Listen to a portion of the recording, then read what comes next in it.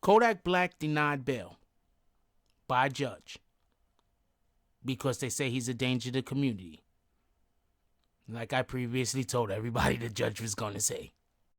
Me and the Notification Gang would like to invite everybody to come join us Monday through Thursday, 9:20 to 10 o'clock for morning coffee, where we discuss the events of the prior day and also just talk mess about stuff. See you then.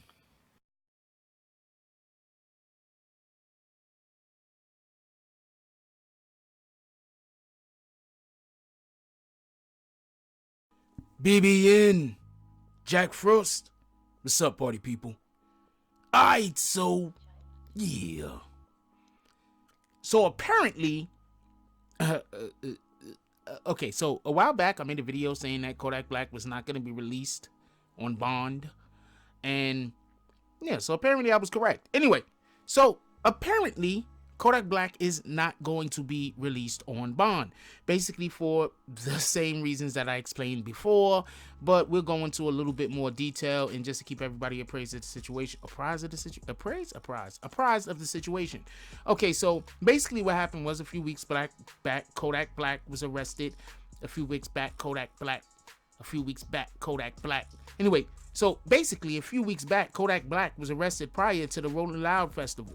And he was basically arrested on state weapons charges. The feds proceeded to reveal the reasoning behind the arrest, which stemmed from Kodak allegedly falsifying gun applications in order to procure himself a firearm. In any case, the rapper's troubling legal history loomed overhead, prompting prosecutors to employ a judge to revoke Kodak's $500,000 bond. Unfortunately for the young dying to live rapper, the judge has sided with the prosecution, leaving Kodak stuck in jail for the foreseeable future. Okay, so first of all, that article I was just reading to y'all is from hotnewhiphop.com. Shout out to them. They usually got really good information on things. Anyway, and this is not the first place that I heard this particular information. It was actually Bowler Alert. Shout out to them dudes. But basically, Kodak Black will not be let out. Remember, they gave Kodak Black $500,000 bond.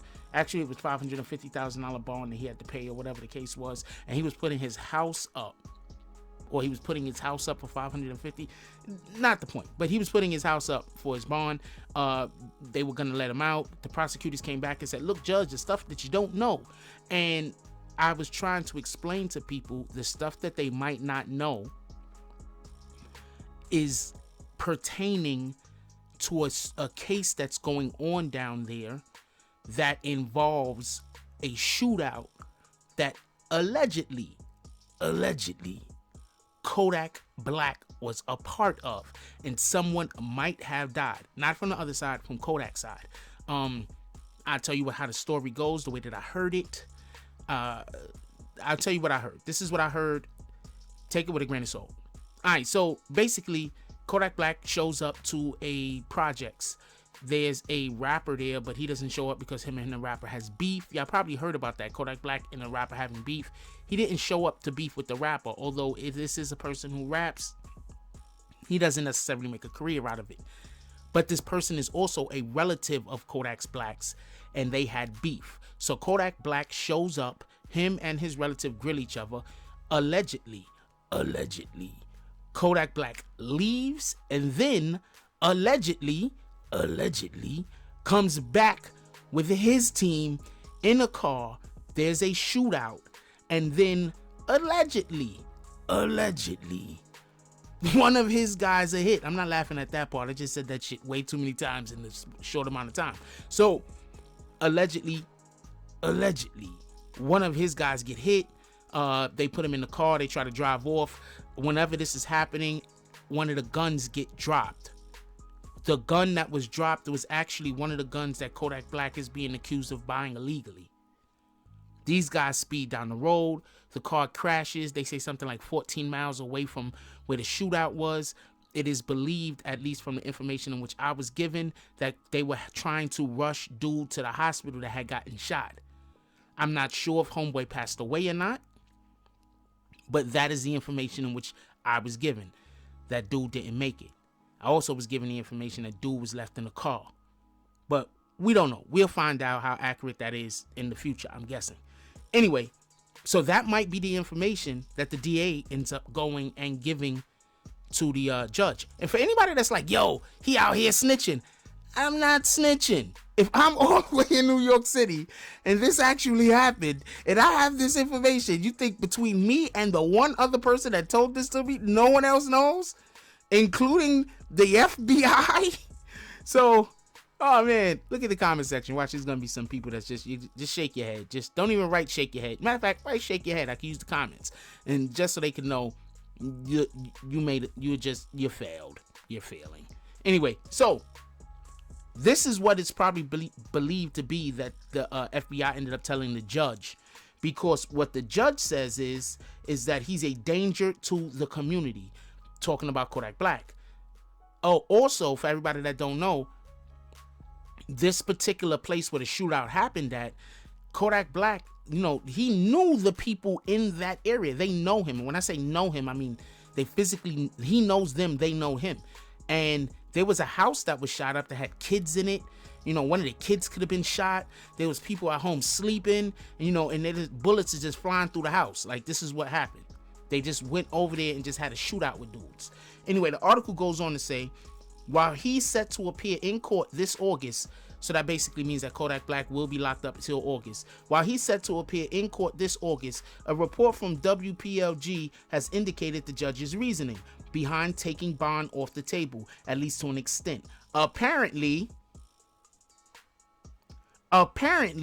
Judge Federico Moreno deemed Kodak to be a danger to the community, citing his long-standing history of prior charges. One has to wonder if Kodak's lifestyle is in the process of catching up to him. He's currently facing up to 30 years in prison, and barring some truly impeccable work from his legal team, it doesn't seem as if the system is on his side. Well, first of all, just so we can be clear on this, the system should always be on the side of truth and justice, just like Superman. So let's just be clear on that. So I don't want the system to be on anyone's side except for truth and justice, myself included. So let's just hope what needs to happen happens appropriately and inside of the confines of the law, and we don't have people either, you know, letting him off if he shouldn't be off, or putting him behind bars forever if he shouldn't be behind bars forever, or even for a day if he shouldn't be behind bars for a day. Like, let's hope for that. Let's just hope for the thing that's supposed to happen, you know, inside of the laws that govern this country. Let's hope that those things happen and it's not some sideline shit.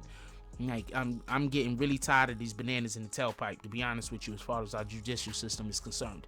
Anyway, so that is basically why I do believe that the judge in this particular case, Judge Moreno, says that he believes that Kodak Black to be a danger to the community, because at the end of the day, like I always try to say, it's one thing when gang members shoot at other gang members. That's one thing. But when these gang members and when these people that's part of an organization are shooting at people that's part of another organization, but they're shooting and they're endangering civilians, taxpayers, people that vote, that changes the whole entire dynamic of how the law is applied. And to be perfectly honest with you, it should, in my opinion.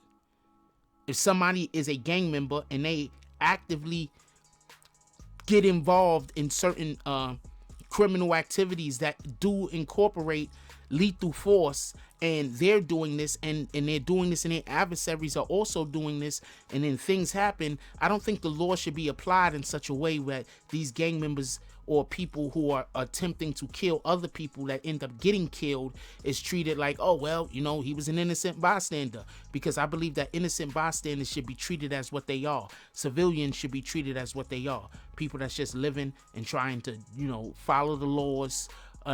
Just so we could be clear, I'm a big law follower. Following the laws and doing what people need to be doing. So, also, just so we can be clear, I'm not advocating for the gunning down of anyone, whether you be a drug dealer, gang member, gangster. I'm not advocating the gunning down of anyone or the harm or danger of anyone. We are not advocating that over here. Anyway, let me know what y'all guys think about all of this. I told y'all before that he was not going to be released. I said that most likely he's not going to be released because he's going to be deemed as a danger to the community. It's happened. I don't know what to tell you. I mean, I make these videos. I think that I do a pretty good job at giving information. I can't help it if people that don't believe me call it fake news. All I could do is come back after the fact and say, see, I was right. Like, comment, subscribe. Join the notification gang. Hashtag Bronx Bombers. Let's get it. I love y'all. Take care of each other.